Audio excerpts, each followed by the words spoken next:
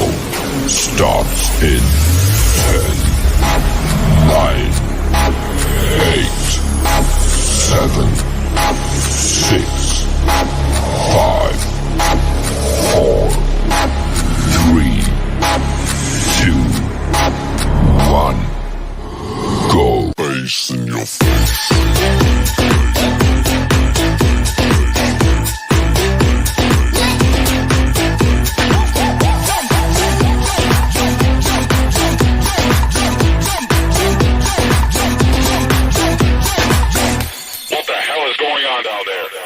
Bass in your face.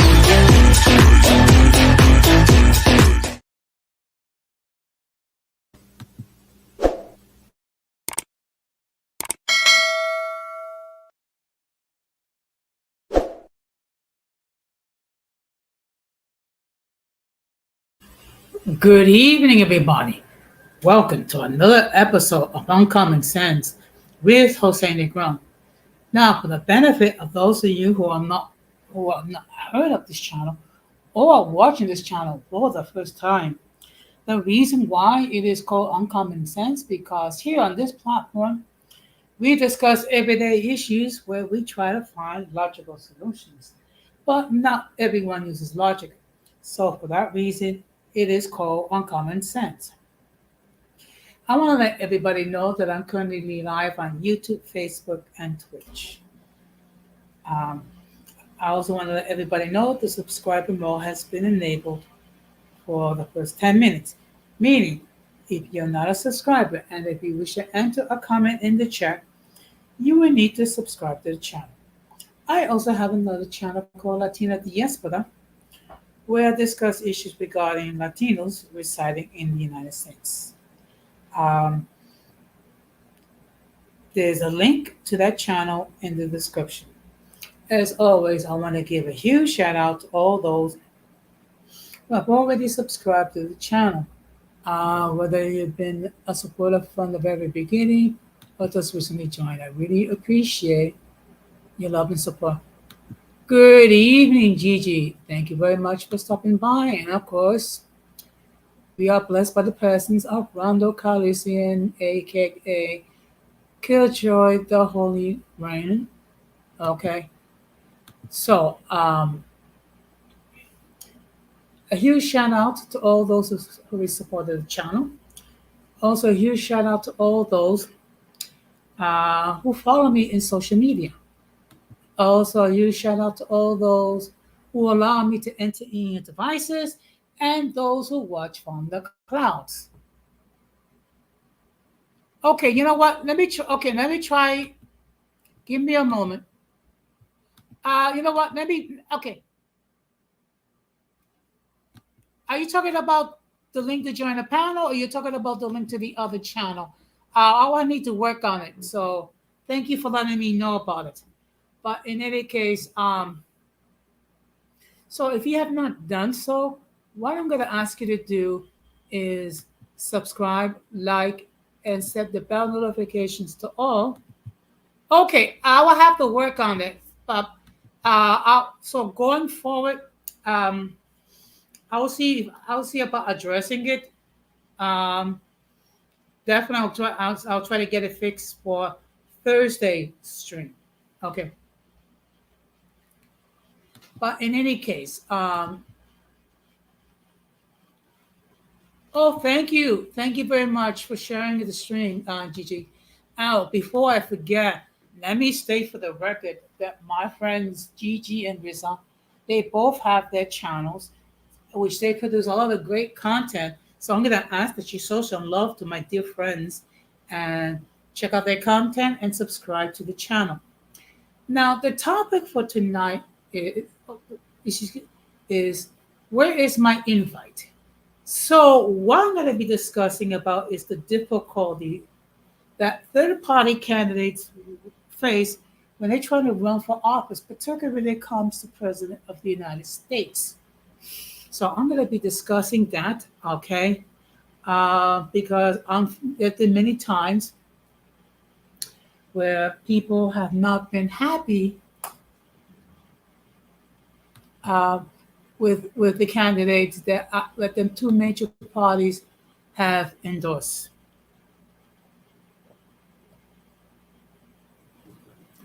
But before we get into the main topic, we're going to have another episode of In My Words.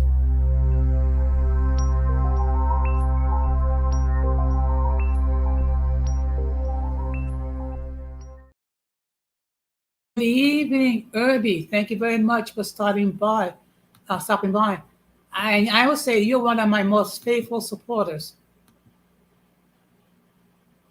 Oh, okay. So I'm going to be talking a little bit about baseball. Okay, this year, the 2024 baseball season is down to its last few games. So I'm going to be talking about the Oakland Athletics. Now, for those of you who are not familiar with, you're welcome, Irby, with the Oakland Athletics. There's a team with a lot of history involved. Okay, originally the team was based in Philadelphia. Now, the Oakland Athletics has a total of won 9 World Series championships. So they only second in the American League as far as most championship won, with, of course, the New York Yankees winning 27. Okay. Good evening, Georgia. Thank you very much for stopping by. And of course, let me just let everybody know that my friend, Georgia, has his YouTube channel, which produces a lot of great quality content. So I'm going to ask that you show some love and support his channel as well. Now, unfortunately, no, as late as the 70s, the Oakland Athletics were known as the Swinging A's. Okay, they did win 3 consecutive World Series championships, and then they had some bad years, and then they became successful again. Unfortunately, good evening, Don Armando. Thank you very much for stopping by. They have dealt with many issues. Among the issues is the stadium which they play, which is not exactly the best. There's been multiple issues as far as plumbing and playing conditions and things like that. So after this season, the Athletics will be leaving Oakland. They'll go play 3 seasons in Sacramento before they play in Las Vegas. Okay.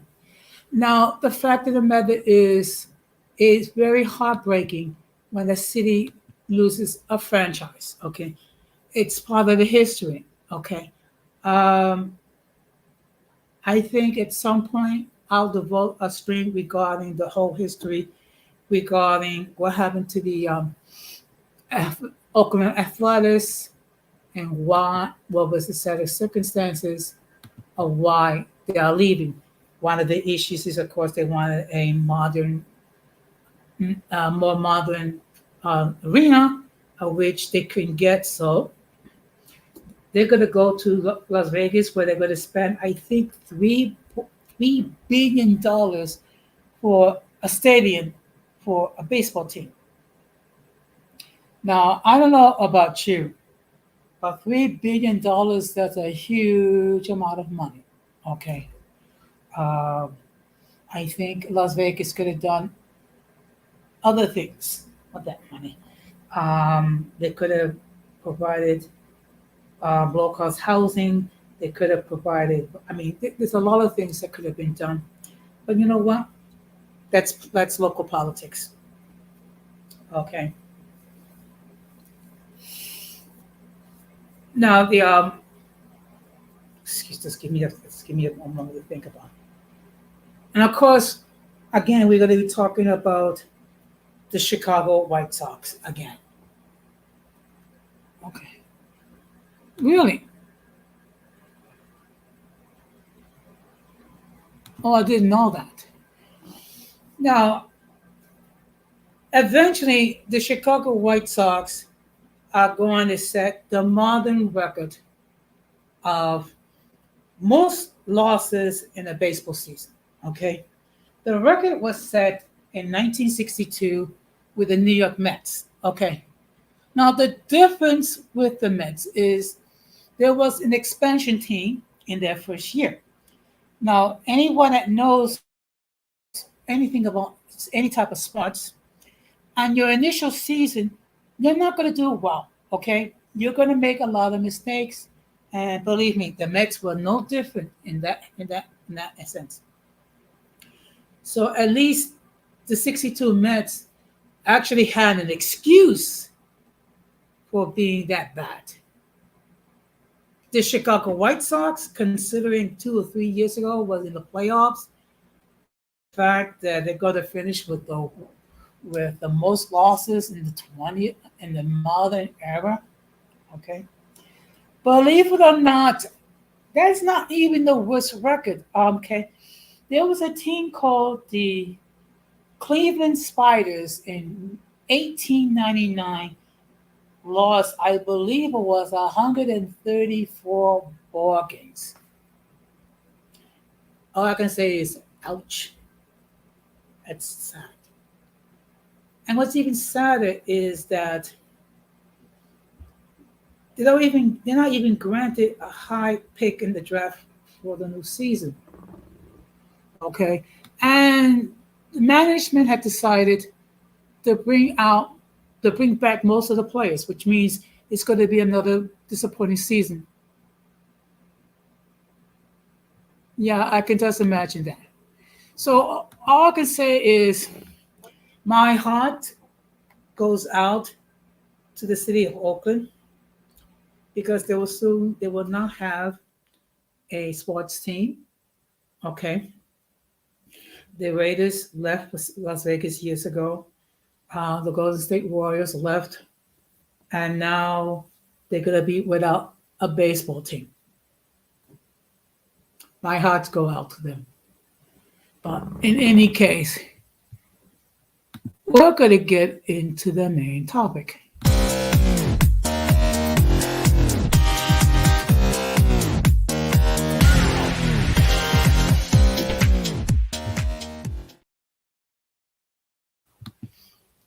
Now, before I continue, let me just state that the link to join the panel has been pinned. So, should anyone at any time wishes to hit the link and express their opinion regarding the topic for tonight, they can do so. Okay. Let me just state again, as always, um, if I've never seen you before, heard from you before, I will insist that you come up in the backstage to make sure that no one flashes anything inappropriate, which will cause the people of YouTube to take down the stream. Yes, that is true. There's a lot of cities that do not have a sports team. That is true. Okay, but I mean, it's kind of okay when you've been a fan of a baseball team or a football team, and then the team leaves, you're heartbroken. So now we're going to get into the topic, which is the name is where is my invite? Now, when it comes to third party candidates, um, they face many issues in order to run for political office, particularly when it comes to president of the United States. Okay. Now, first of all, the first obstacle they have to face is that they have to be in the ballot on all 50 states and the District of Columbia.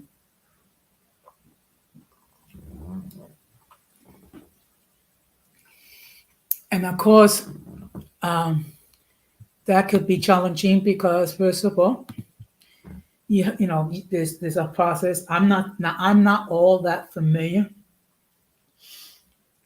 What is the process in order to be placed on the ballot? I suspect that it based on signatures and things of that nature. Okay, and supposing you are able to be placed on the ballot in all 50 states and the District of Columbia. number one. Number two, there's the issue of raising funds to run a successful campaign. Okay. Now, one thing, if you're not a Democrat nor a Republican, you have a huge amount to decline in order to raise money for airtime,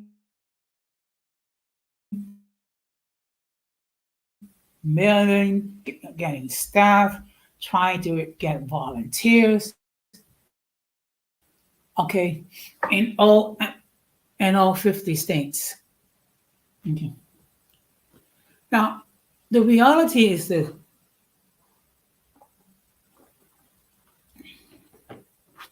third-party candidates have not had a great deal of success when they became running for president.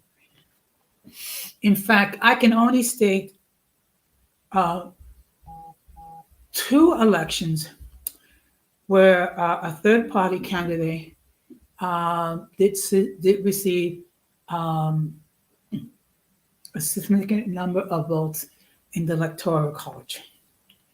The first example that I wish to talk about is the election of 1912, okay, where Theodore Roosevelt ran as a third-party candidate in the Progressive Party, okay. Now, actually, he gained 88 electoral votes out of possible, I believe, 531. Okay. And in fact, he did better than the Republican candidate, which was Howard Taft, who got only 8 electoral votes. And the Democratic candidate, Woodrow Wilson, won with 435. The other election where a third-party candidate received a sizable number of electoral votes was in 1968, when George Wallace, who ran as a segregationist, gained 46 electoral votes. Yep, that is true. And also what happened is many times, both parties will launch lawsuits and litigation to prevent third-party candidates from being placed on the ballot. Another issue that's a problem when it comes to debates.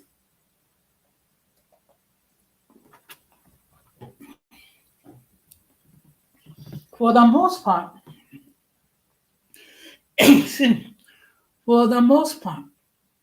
when it comes to presidential debates, you will have only the Democratic candidate and the Republican candidate. The last time that there was 2 times where a third-party candidate was allowed to participate in debates. It was in the 1992 presidential election and the 1996 presidential election. And the person who ran was Ross Perot. Okay. He did not gain any electoral votes, but he did receive a reasonable size of the popular vote. Another problem when it comes to third-party candidates, they're not taken seriously. They're looked upon as spoilers. Okay. A perfect example of this was the 2000 presidential election, where you have Ralph Nader running as a third-party candidate, and you had George W. Bush running as a Republican, and I'm trying to think. Um, I completely forgot who was the Democratic candidate. Is that guy who talks about the ozone? Um, okay. Now, Ralph Nader was blamed for making it possible for George W. Bush become president. Actually, actually what made it possible was the Supreme Court. Good evening, Reality GPT. Thank you very much for stopping by. And I think this is your first time here, if I'm not mistaken. First of all, welcome to Uncommon Sense with Jose Negro. Okay. So the issues that third-party candidates have is trying to be placed. Oh, okay, thank you. Oh, thank you very much for your support. Yeah, oh, thank you for. Yeah, it was Al Gore. Okay.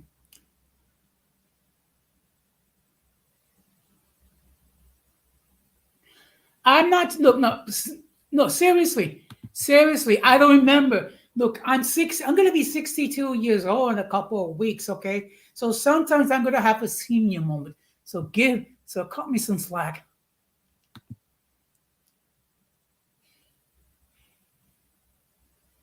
Okay, I'm gonna try harder. Thank you, Gigi. But let me look back. Okay, but in any case, now what made it very interesting is that when in early 2001, when they counted um, the votes in the electoral colleges, um, many members of the House were trying to launch objection. And of course, Al Gore was the vice president of the Senate, which he had to say to them, I'm sorry, but you can't do that. But in any case, I mean, the fact, as I said it before, third party candidates go through a lot of issues. Now, what I'm going to do is I'm going to share my screen. Okay.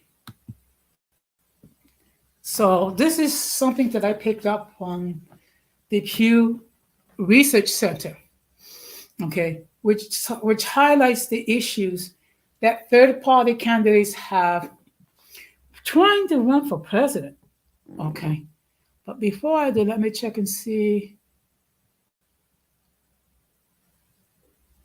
Okay, now I just want to make sure that no one's in the backstage. Okay. Okay, let me just. Ugh. Why do they pack this thing? Okay. Okay, let me just give me a moment because these things pop up.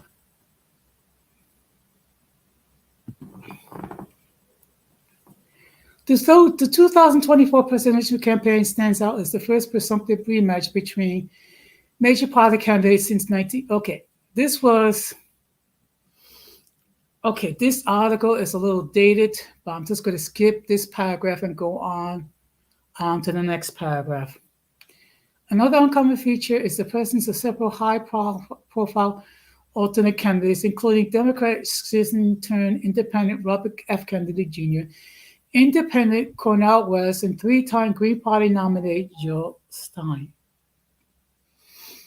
Kennedy, an environmental lawyer and anti-vaccine activist, currently polling in the mid-single digits nationally. He appears to draw support from both people who might otherwise back Joe Biden or Donald Trump, complicating both men's calculations. Now, this article is a little bit,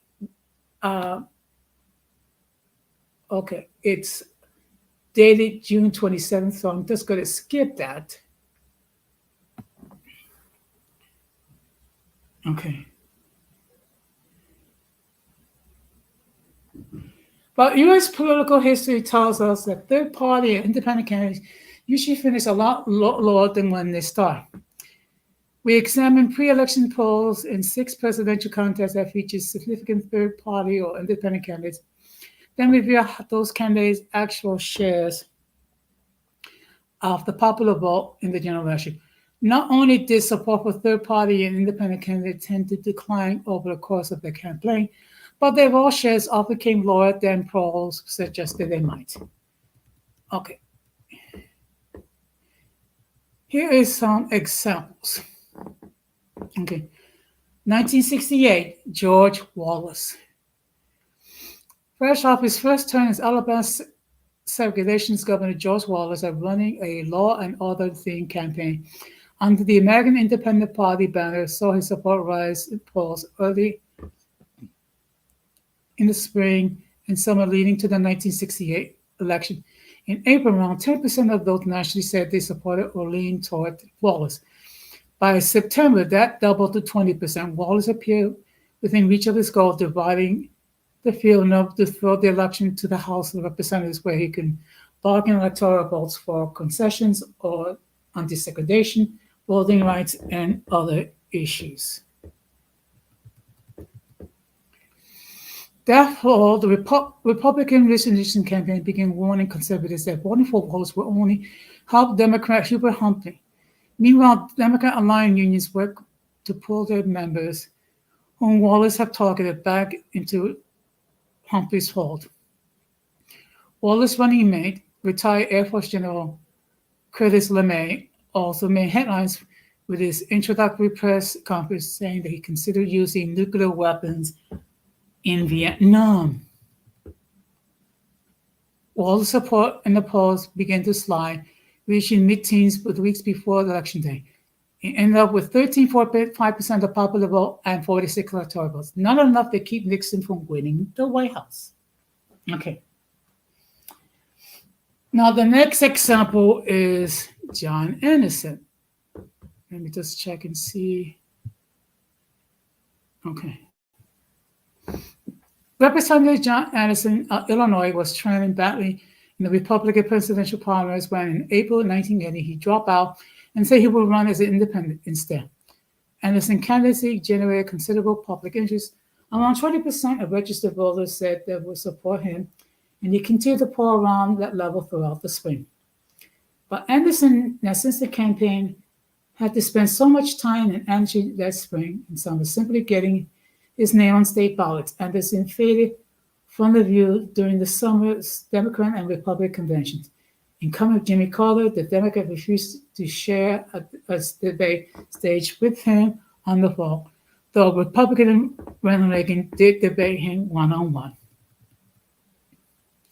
By October, Anderson's support in the polls had dwindled to 9 to 10% range. In the end, he won 6.6% of the national popular vote. Okay. Now, the next example is Ross Perot.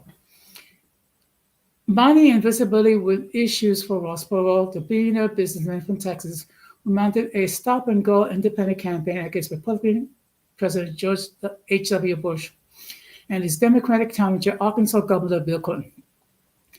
Perot's effort, driven by volunteers and appearances on Larry King Live, quickly gained him momentum. In March, as Perot backers began gathering the hundreds of thousands of petition signatures he would need to get on state ballots, Perot was regularly receiving support from about 20 or more percent of registered voters in polls.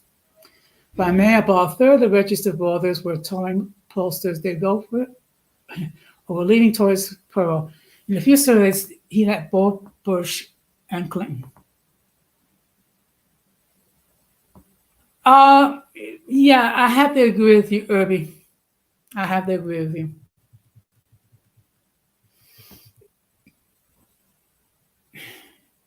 Now, for some reason, although Perot was no longer actively seeking campaign, his name remained on 2,000 state ballots, and some Never Say Die supporters continue working to gain him ballot access in additional states. Pollsters continue to ask voters about Perot throughout the summer and fall, especially the speculation he might jump back into the race. Okay. Perot re-entered the campaign in early October, and within a few weeks, support had climbed back to around 20%, including leaners.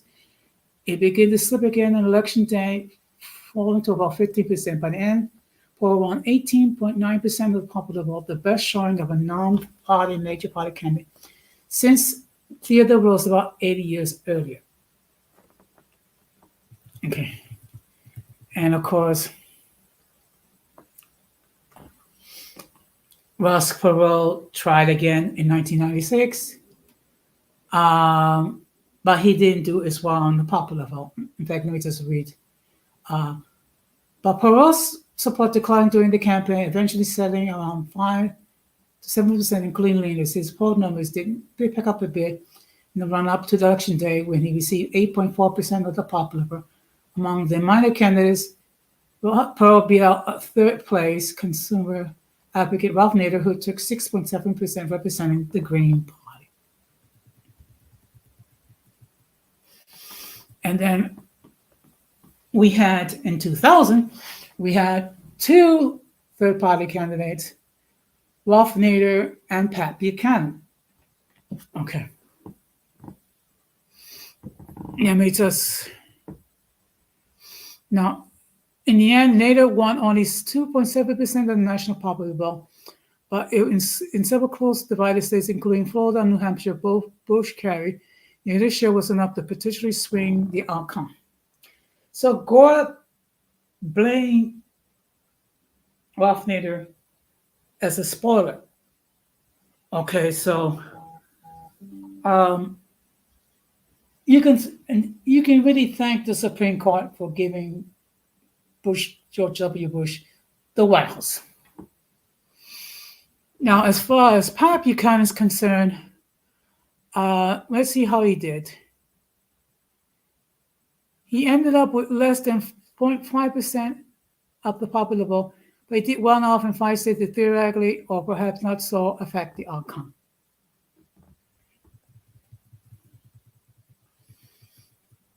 And of course, in 2016, we had Gary Johnson and Jill Stein. Okay, so we're going to park it here.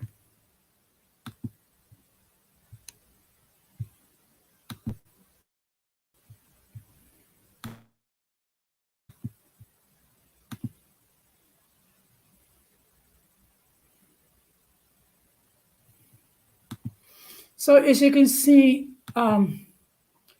third-party candidates face a lot of issues running for president. Okay. Now, I would like to say that things are going to get different. I'm afraid not. I mean, realistically speaking, the only way that a third-party candidate is going to have a decent shot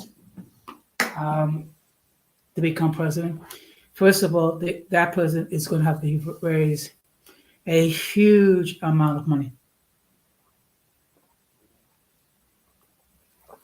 Let me just to give you an idea. Kamala Harris, in the time that she announced her candidacy for president, has gained close to $500 million. Okay, so people are basically, she's literally swimming in money. Okay, in fact, it was announced that they're making so much money that what they're doing is they're taking some of their money to help Democratic candidates in other races, such as the House and the Senate. Okay.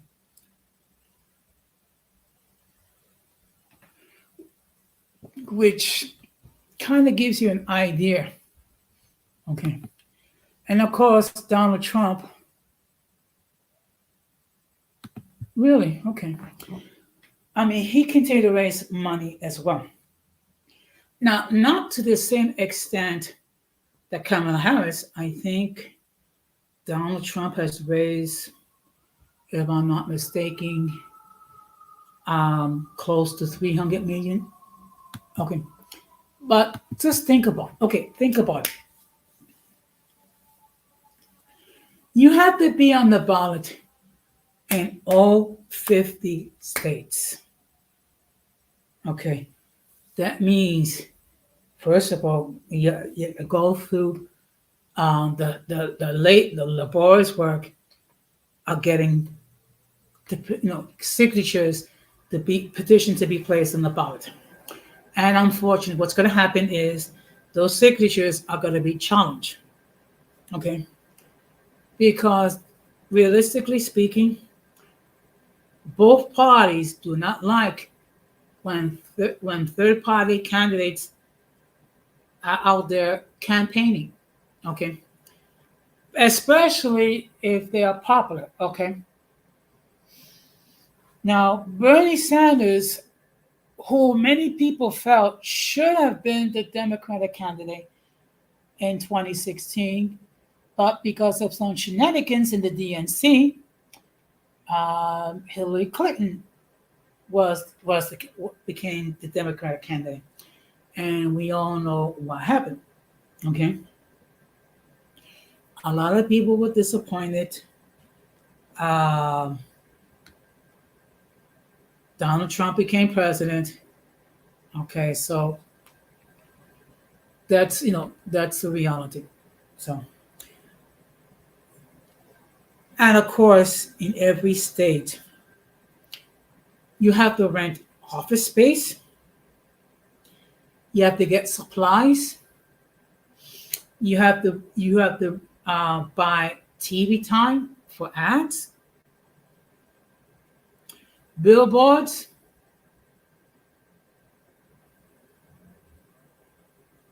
Let's see, what's this? Uh, you know what? I don't know. I don't know if that's true. But in all fairness,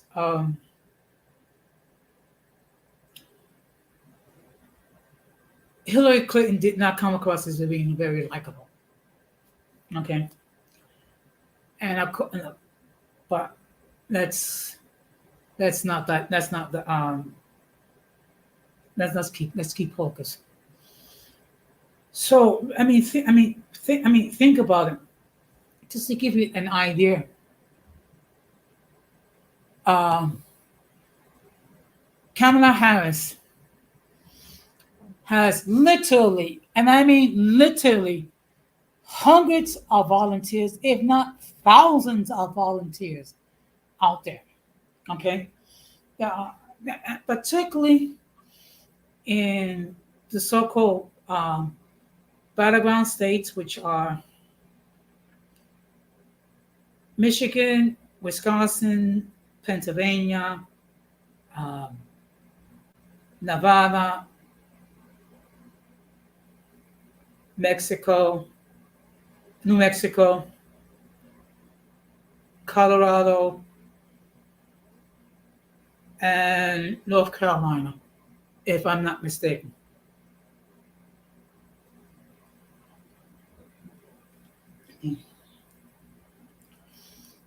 Which brings another problem. Okay, which is the electoral college. Okay, which of course the person becomes president when they actually gain 270 electoral votes. So what happens is, of course, you're gonna have both candidates. They're gonna spend a huge amount of money for TV ad time, offices. We have rallies and things of that nature. And then that's another thing that third-party candidates have an issue with: trying to rent huge spaces for rallies. Okay. Now, when everything is said and done, um, over $1 billion will be spent on the two parties alone. Just something to think about. And these are some of the reasons why third-party candidates struggle so much. Okay, and of course, another issue is people feel that if they vote for a third party candidate, they feel like they're wasting the vote.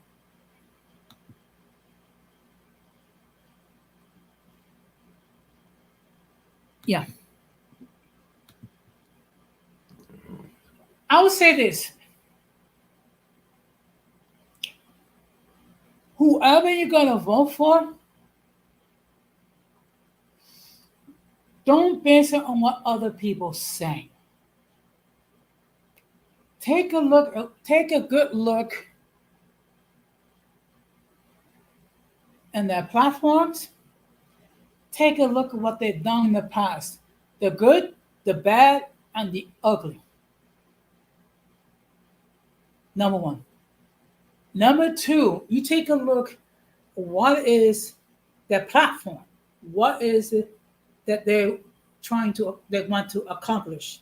What issues they want to address?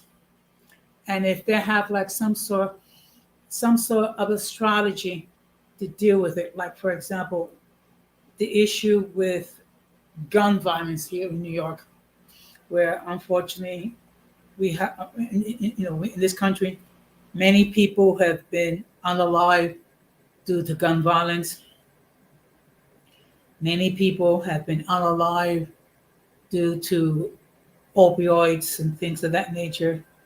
Many people cannot afford housing.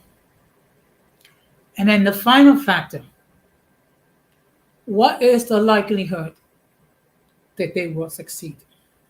So when I decide to vote someone, I take a look at what they've done in the past, the good, the bad, and the ugly. I take a look, what are their goals? I also take a look what strategies that they have to deal with their goals.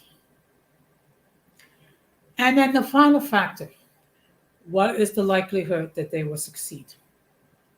That is how I base who gets my vote. And one thing that one of the officers of my local has put it, and I think it's appropriate, whenever a politician is running for office, they should treat it as they are applying for a job and we, the voter, are the employer. And it's up to us to determine whether that person gets hired. Okay. Now, realistically, it's doable when it comes to local office, like the mayor, like the controller, like the public advocate. Those are the offices we have here in New York, and that works. That to the extent when it comes to the Senate and also the House. It's a little bit difficult when it comes to the presidential elections because, in all fairness, the winner is not decided by the popular vote. The winner is decided by who wins the electoral college. And of course, the question is, when they're going to get rid of the electoral college and base it on the popular vote? The short answer, never. Both parties will never allow that to happen. Okay. Now, let's see. I'm going to share. Give me a moment.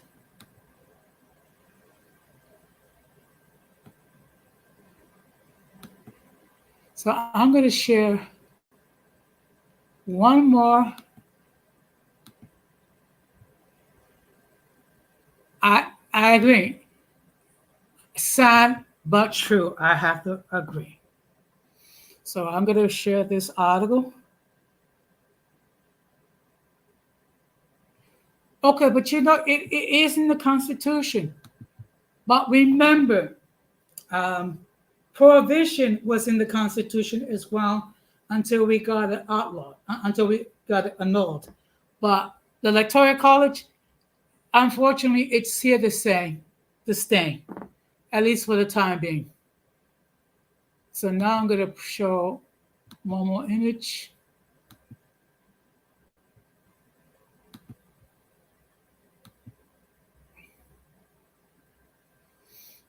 Now, this is something that I came across called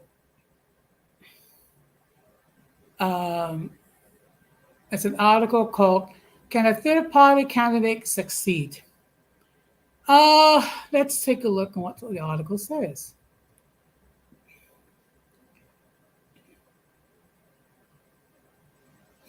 So,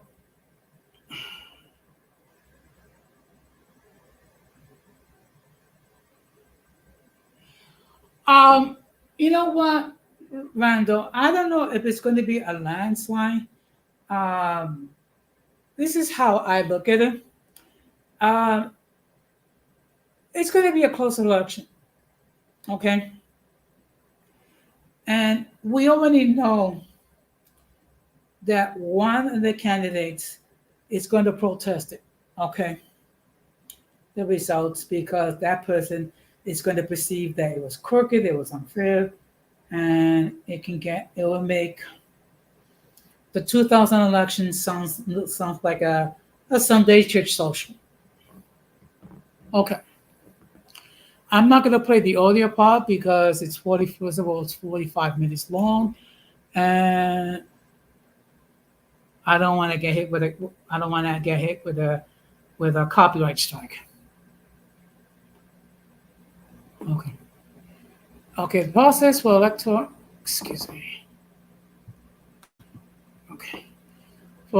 president involves a series of winner-take-all primaries across the country. The process makes it difficult for a candidate from a third party to break through and to see any electoral votes, and has, for all practical purposes, created a two-party system. Has the system effectively served the source of moderation as intended? Is that the case? And could a third-party candidate be successful in 2024? Okay, so let's take a look.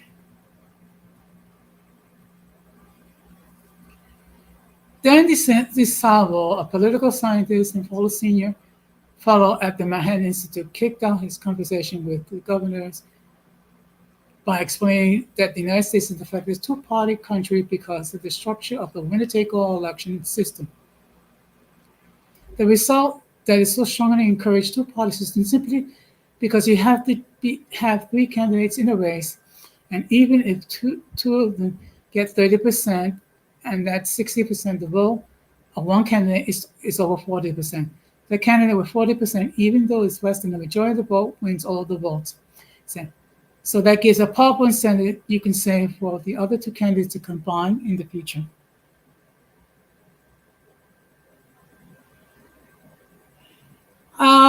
That's a good question. I wish I know the answer. Yeah, this system is unlikely what the founders had in mind at the Constitutional Convention. Most of our founding fathers were, like many Americans, quite skeptical of political parties, he said. You can look back at many statements of Thomas Jefferson, who wouldn't go to heaven, you had to go there with a political party. John Adams' great fear of two parties by the country, Washington Farewell Address. So in that sense, I doubt they conceived this way.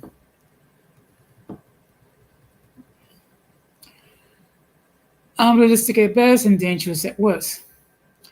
Bill Galston, a senior fellow at Brooklyn's and Wall Street Journal columnist, helped found No Labels, a centralist political organization with a mission to support bipartisanship, but withdrew from the group last spring over his concern about the honest at best and dangerous at worst plans to run a third-party candidate for president.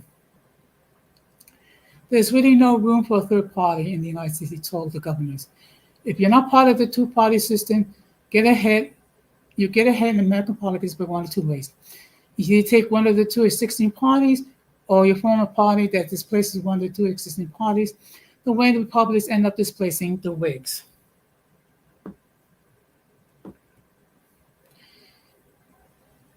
Galston acknowledged that while electoral victory is unrealistic, there is one way a third-party candidate can still have influence and advocate for change, convincing one of the two major parties to pay more attention to the issues or constituencies that they may have otherwise overlooked. He pointed out an example at the time in the White House during the Clinton administration. Bill Clinton made a choice between a relatively fiscally responsible, interest rate oriented approach to his first couple of budgets on the one hand, and the other hand, more expensive stimulus oriented, more traditional Democrat budget. Galson said he opted for the former, and I'm convinced in part because Wells polls garnered 90% of the popular vote, which very strong showing for a third party candidate. Now about a particular candidate or particular party.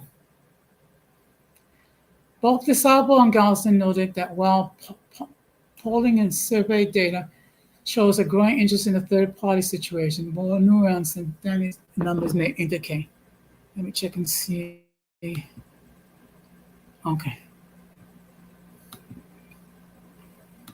The expression of support for third party candidates also expression of support for the general idea, but none about any particular candidate or particular party.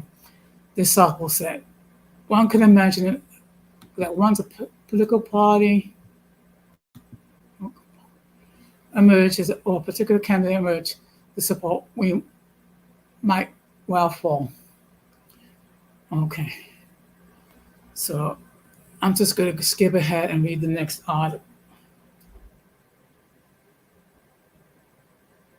Good question, Randall. I think the mounting evidence suggests that while Americans are turning out to vote more, although Americans data less well informed than in the past about the basic features of the constitutional system, he said. A stunning number in some polls, as much as 20% of those currently named one branch of the national government. That's deeply problematic.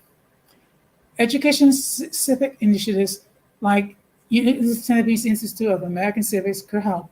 He told the governors in part by improving the way citizens evaluate how government is working. People have to understand that our system is designed in some way to generate conflict between the legislature and the executive, and that is natural and it's normal part of the system.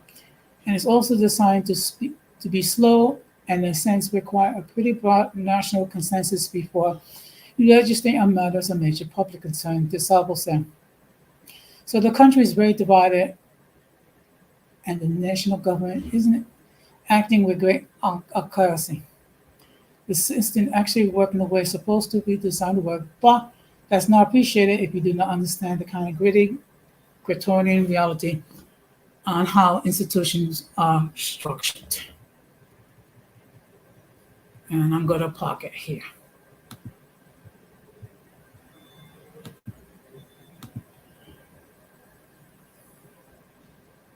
So that kind of gives you an idea of some of the issues that third-party candidates have to deal with. Okay, it's not very easy. Okay, can third parties succeed? It's possible, but it's going to take a lot. It's going to take a lot of effort. It's going to take someone very so unique, so special that will encourage the voters to vote for a third-party candidate instead of either Republican or a Democrat. Now, I have been talking for almost an hour. Okay, so if anyone wishes to hit the link and join in the discussion, they can do so. If anyone wishes to make any further comments, they can do so as well. If no one wishes to hit the link nor enter any more comments, I will start to wrap this up. Okay. Now, why did I decide to pick this topic? Okay. First of all, is to illustrate some of the issues that third-party candidates have to deal with, which is quite a bit. Okay. Let's see what's with me.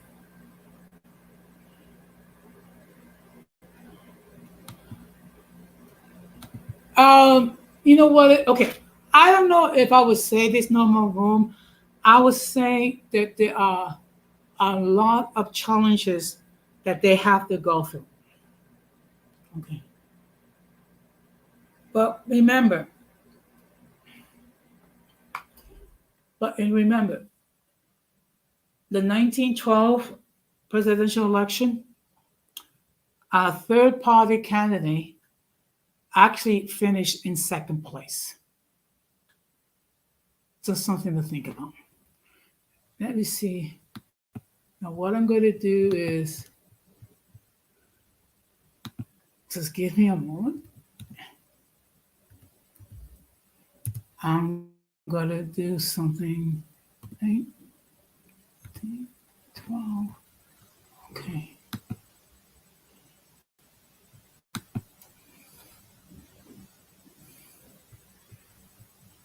Okay.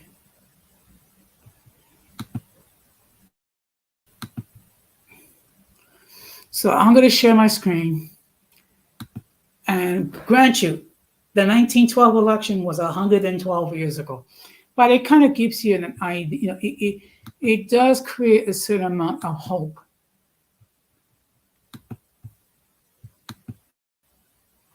Okay. So for this, I went to Wikipedia. Okay. To get the information regarding the 1912 election. Okay. So I'm not going to read all this, but okay. Okay. This picture is Woodrow Wilson, who was the Democratic candidate for president who won the 1912 election. Now, out of 531 electoral votes, he gained 435. Okay. And he actually gained 41.8% of the popular vote. Yeah, I mean, look, the media is going to say that they're crazy because it's easier to say that and just try to figure out why they're running and learn from them. Now, Theodore Roosevelt was a third-party candidate. In fact, he ran on the Progressive Party. Okay, and as you can see, he finished in second place, and he actually gained 88 electoral votes and 27.4% of the popular vote. So, being a third party candidate, Theodore Roosevelt did very well. Now, who did not do well? The Republican incumbent, William Howard Taft. Okay? And he actually won. No, folks, this is not a mistake. This is not an error. He actually won 8 electoral votes out of 531. So basically, he got creamed. Okay. And he got 23.2% of the electoral vote. And so let me just, unfortunately, I cannot. Okay, so you see all the states that are in blue? These are states that Woodrow Wilson won. Okay. The states that like in lime, these are states where Theodore Roosevelt won. And the states that are in, look like orange, these are states that Howard Taft won, which was a total of 2 states. Okay. So that kind of gives you an idea. Okay.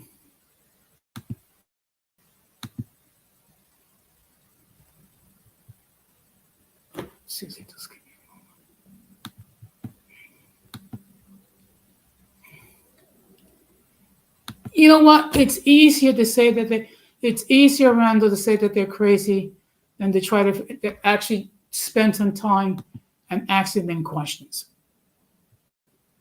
That's the reality. So now what I'm going to do is I'm going to highlight the 1968 election.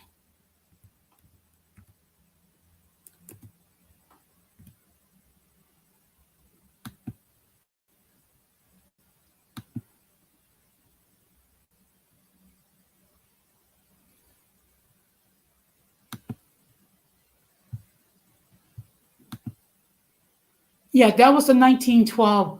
Yeah, that was the 1912 election. So now what I'm going to do is I'm going to highlight the 1968 election, which is a more recent election, which was 56 years ago. So just give me a moment.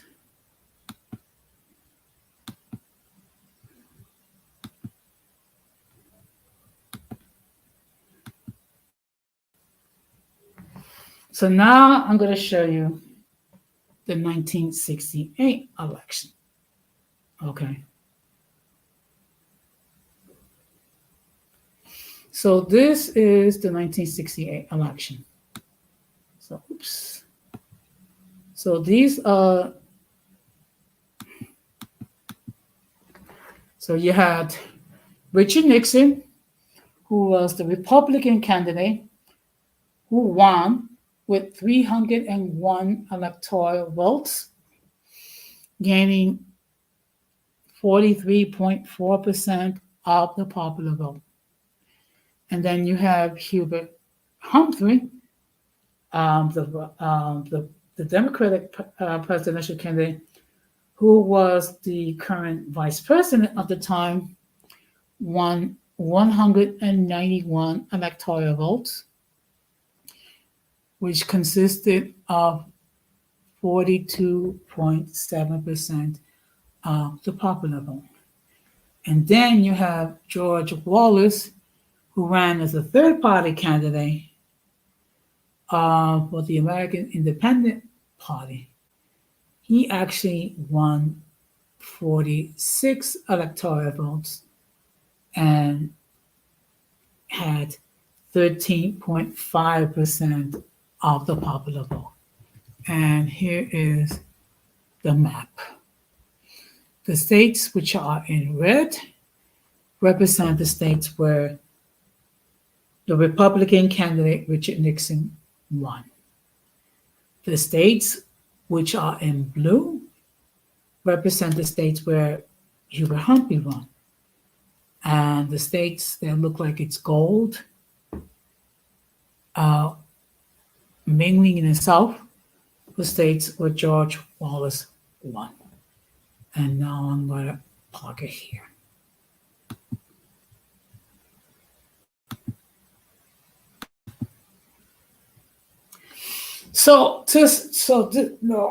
Just to give you an idea that third party candidates can have some success, but it's a very difficult proposition. Okay, because as I stated before,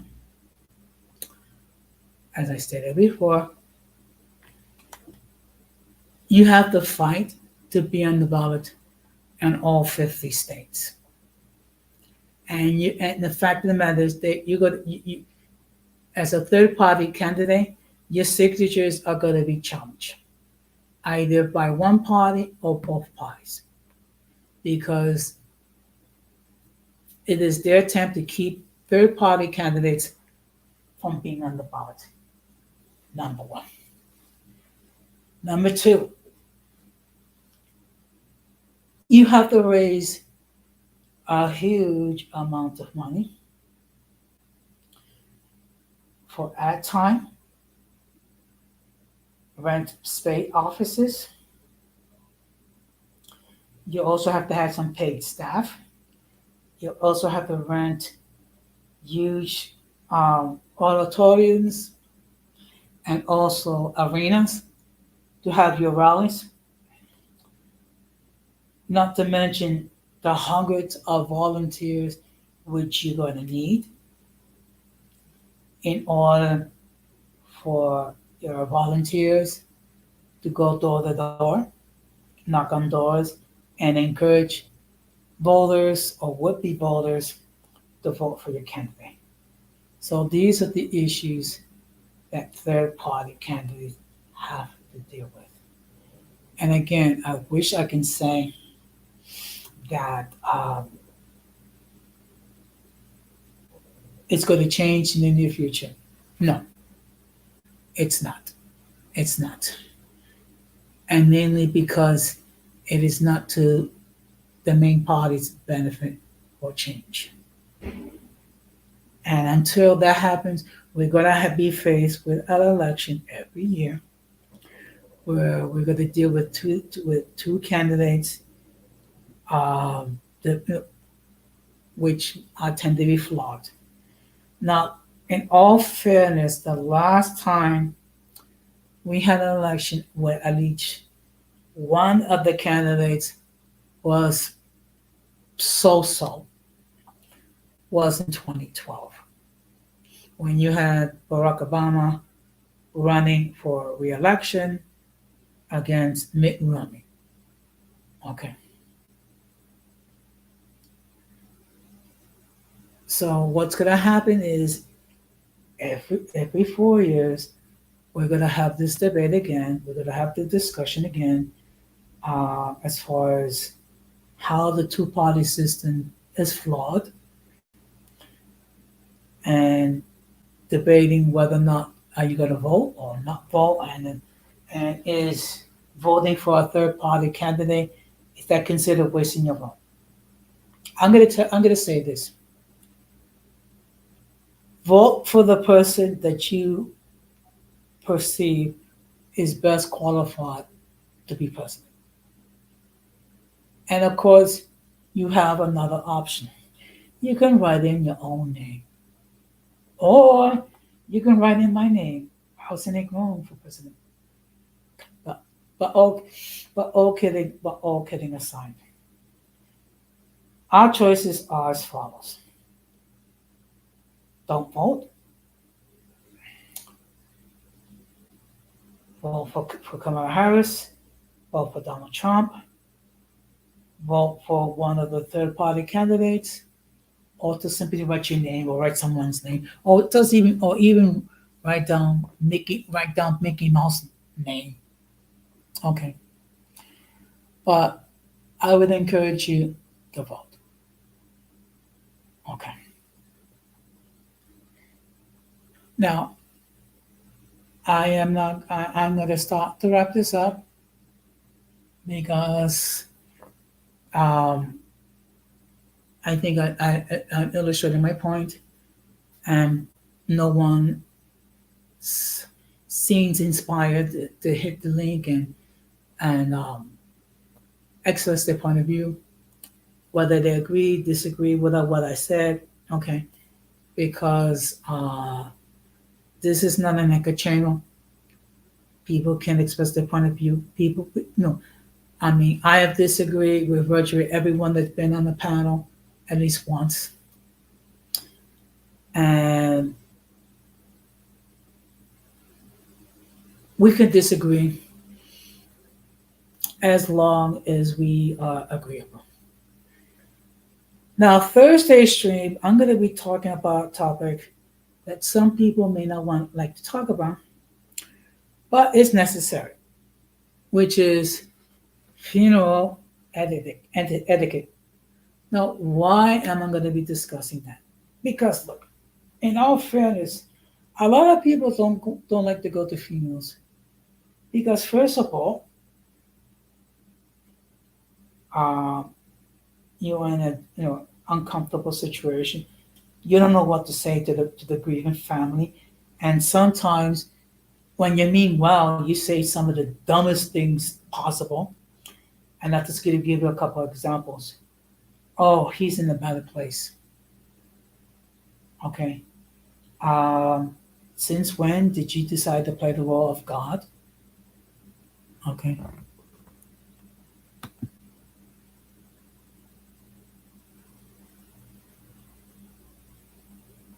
Okay. Fine.